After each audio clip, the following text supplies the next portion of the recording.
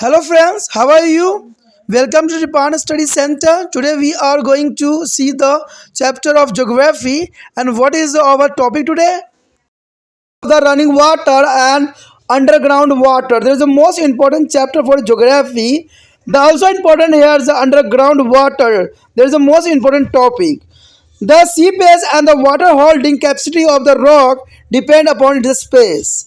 If the rock is a porous like is a sandstone, it will be allowed to water to easily pass through it. Such a rock are called to the permeable rock.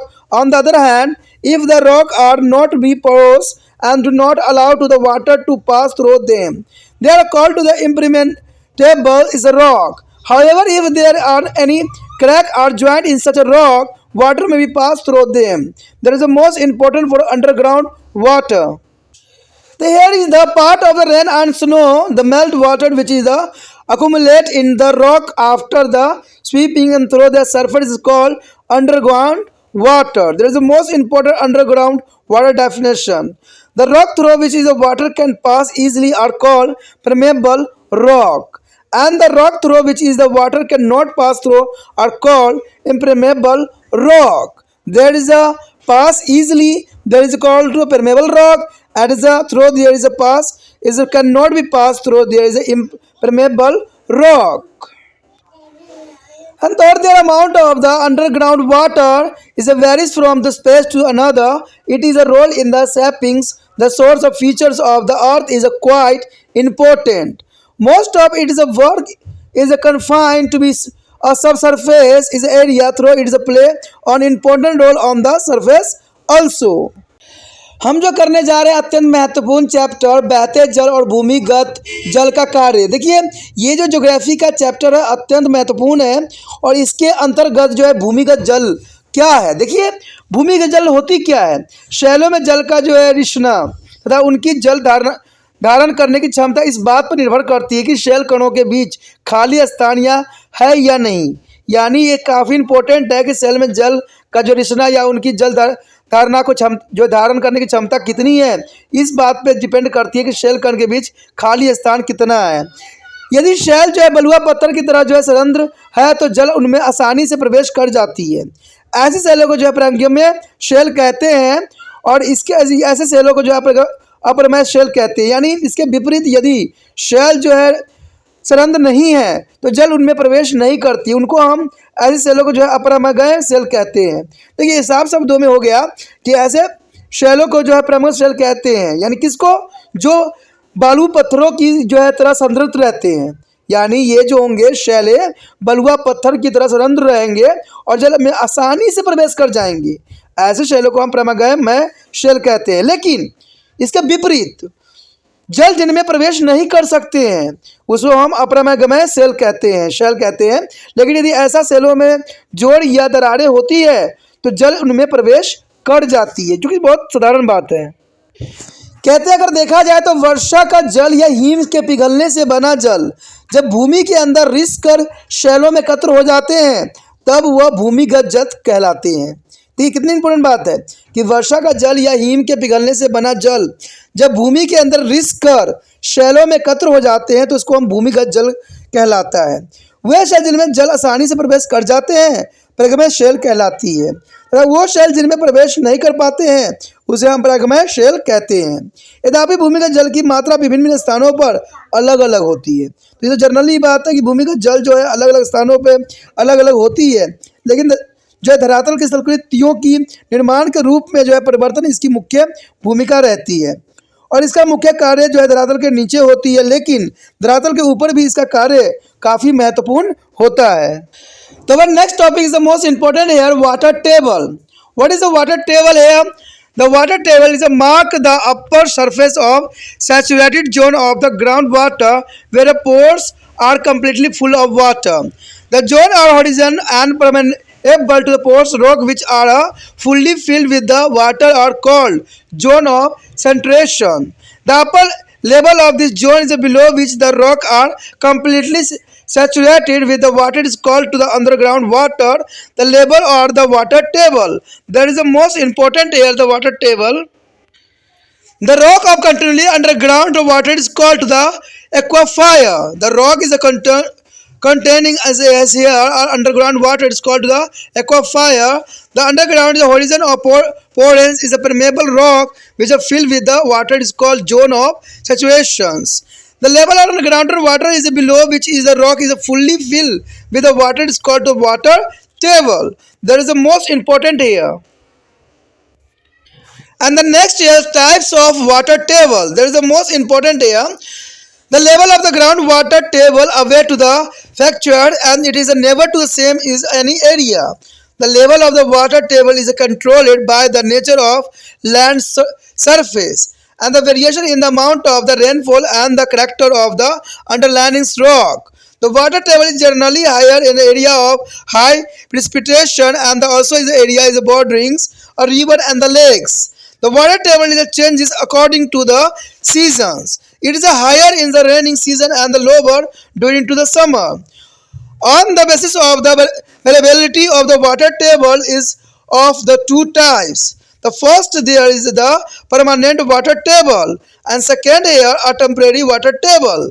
That is the most important. But the first here permanent water table. The when the water table is stable is static and the never fall below to the particular level, it is called to the permanent water table. It is not affected by the seasonal change. Well ducts and up to the depth provide to the water in all season. There is a permeable bell.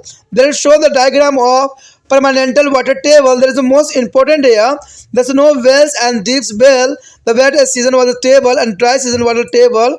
Permanent zone of saturation impermeable rock. There is the most important diagram shown there. The second here is a temporary water table. There is the most important here, a temporary water table. This is also known as a seasonal water table. The level at which the water table is there not to be stable. And the keep changing with the season is called temporary water table.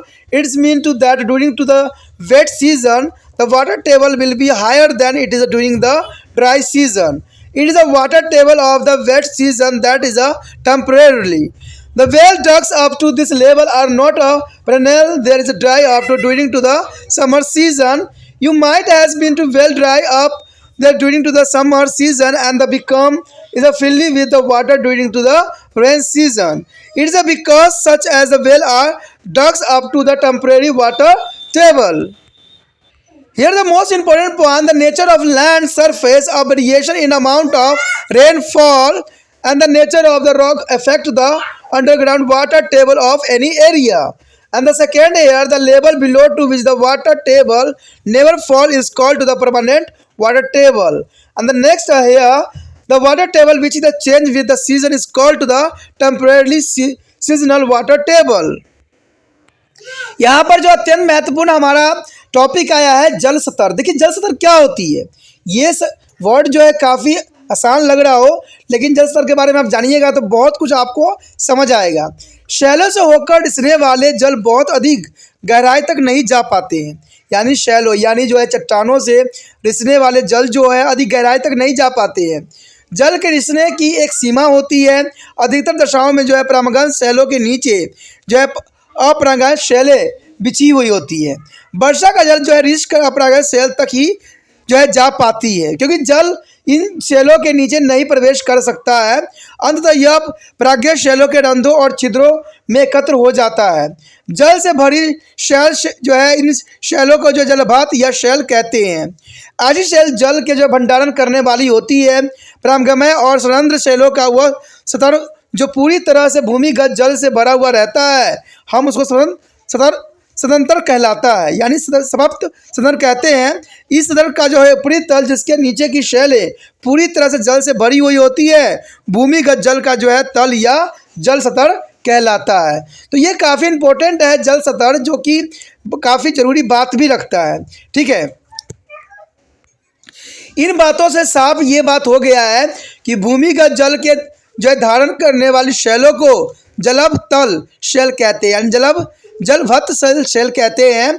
और धरातल के नीचे परागमय और जो है सरंध्र शैलों को जो सदंतर भूमिगत जल से भरा रहता है, हम समाप्त सदंतर कहलाता है। भूमिगत जल का वह तल जिसके नीचे शेल जल से पूरी तरह से भरी हुई होती है भूमिगत जल सतह कहलाता है। तो ये कई मायने में इंपॉर्टेंट होता है। आगे हम देखते हैं कि हमारा क्या है। यहाँ पर जो हमारे समक्ष है भूमिगत जल सतह, देखिए किसी भी क्षेत्र में भूमिगत जल सतह का जो है तल स्थिर नहीं होता है और ये भूमि के जो है स्वरूप, वर्षा की मात्रा में परिवर्तन तथा नीचे जो है बिछे शैलों की विशेषताओं के द्वारा नियंत्रण होती है। अधिक जो है वर्षण वाले प्रदेश या नदियों को झीलों के जो है निकटवर्ती क्षेत्रों में भूमिगत जल स्तर काफ़ी ऊंचा रहता है और भूमिगत जल स्तर जो है धरातल के उच्चवाद से भी काफ़ी प्रभावित होता है। वह तीव्र ढालों पर और जो है पर्वतीय प्रदेशों में जो है अपेक्षित नीचा रहता है, क्योंकि यह ढाल का अनुसरण भी करता है और ऊंचे तल से नीचे तल की ओर खिसकता ही रहता है। भूमि का जल स्तर जो है ऋतुओं के अनुसार भी बदलती रहती है और वर्षा ऋतु में यह ऊंचा और ग्रीष्म ऋतु में नीचा रहता है, जो कि काफ़ी इंपॉर्टेंट बात रह जाता है। परिवर्तनशीलों के आधार पर भूमिगत जल स्तर के दो प्रकार के होते हैं, एक अस्थायी भूमिगत जल स्तर होता है और एक अस्थायी जल स्तर होता है। तो चलिए देखते हैं अस्थायी भूमिगत जल स्तर क्या है और अस्थायी भूमिगत जल स्तर क्या है। यहाँ पर जो हमारे समक्ष आया है स्थायी भूमिगत जल स्तर, देखिए जब भूमिगत जल स्तर जो है सदैव स्थिर रहता है और एक निश्चित जल से नीचे नहीं जाता है, इसे स्थायी भूमिगत जल स्तर कहते हैं। ऋतुओं के परिवर्तनों का इस कोई प्रभाव नहीं पड़ता है और इस गहराई तक खोदे गए कुएं में जल सदैव भरा ही रहता है। ऐसे कुएं को हम सदानीर कहते होते हैं, यानी ये क्या कहलाते हैं, सदानीर होते हैं, जैसा कि यहाँ पर जो है डायग्राम में भी दिखा गया है। देखिए यहाँ पर आप देख सकते हो कि यहाँ छिछला कुआं खोदा गया है और यहाँ पर स्थायी भूमिगत जल स्तर जो है दिखाया गया है। गहरा कुआं खोदा गया है, लेकिन स्थायी सिर्फ जो है सशक्त और अपने चट्टाने के रूप में यहाँ प्रेजेंट है। तो ये भूमिगत जल स्तर के जो है रूप में दिखाया गया है, जो कि काफ़ी इम्पोर्टेंट है। उसके पश्चात हमारे समक्ष स्थायी भूमिगत जल स्तर, देखिए इसे मौसमी भूमिगत जल स्तर भी कहते हैं। यह जो है भूमि जल स्तर तो स्थिर नहीं रहता है और ऋतुओं के अनुसार बदलता ही रहता है, तो इसे हम अस्थायी भूमिगत जल स्तर कहते हैं।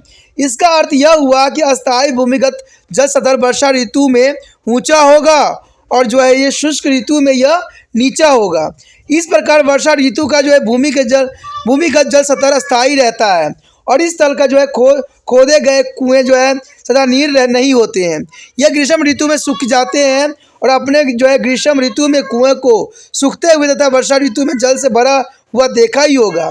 ऐसा इसलिए होता है कि ये कुएं अस्थायी भूमिगत जल स्तर तक ही खोदे गए होते हैं, जो कि कई मायने में इम्पोर्टेंट भी होता है। यहाँ पर इसी बात को दर्शाने के लिए कुछ पॉइंट आए हैं। देखिए भूमि का जो है स्वरूप, वर्षा की मात्रा पर परिवर्तन तथा शैलों की विशेषताओं किसी क्षेत्र के भूमिगत जल स्तर को प्रभावित करती है। जल तल के भूमिगत जल स्तर का जो है कभी नीचे नहीं जाता है और उसे अस्थायी भूमिगत जल स्तर कहते हैं। जो भूमिगत जल स्तर जो है ऋतुओं के अनुसार बदलता रहता है, उसे हम अस्थायी या मौसमी भूमिगत जल स्तर कहते हैं। तो ये कई मायने में इम्पोर्टेंट भी है।